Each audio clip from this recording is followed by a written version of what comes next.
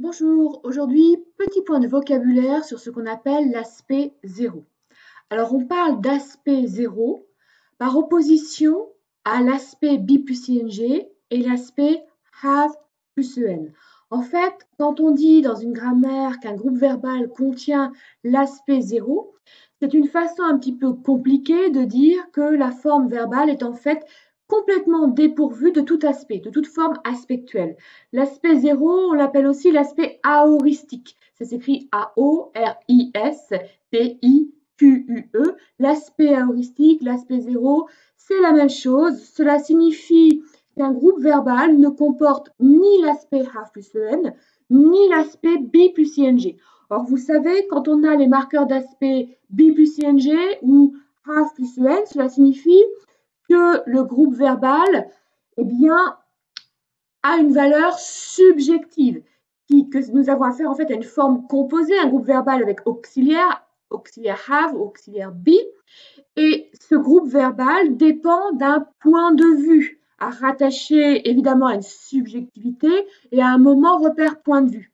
À l'opposé, quand vous avez une forme verbale simple, et c'est le cas par exemple du prétérit simple ou encore du présent simple, eh bien, ce groupe verbal au présent simple ou au prétérit simple est détaché de tout point de vue.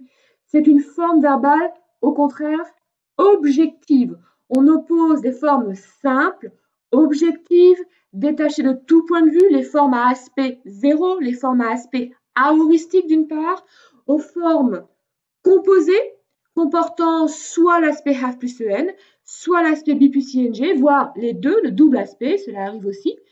Et ces formes aspectuelles qui contiennent donc soit be plus ing, soit have en, soit le double aspect, c'est-à-dire les deux formes be plus ing et have en, ces formes sont des formes verbales subjectives à rattacher à un point de vue. Donc encore une fois, l'aspect zéro, pas de panique, ça veut tout simplement dire que votre groupe verbal ne contient aucune forme aspectuelle, ce qui est plutôt une bonne nouvelle dans une analyse puisque cela signifie que le groupe verbal ne contient que un marqueur de temps ou éventuellement un modal, mais pas de forme aspectuelle. Ça signifie que le groupe verbal, en gros, est au temps présent ou au temps passé, mais ne comporte ni have en, ni be plus ing. Donc j'espère que maintenant les choses sont beaucoup plus claires et que vous comprenez mieux ce que signifie l'expression aspect zéro dans les grammaires qu'il utilise.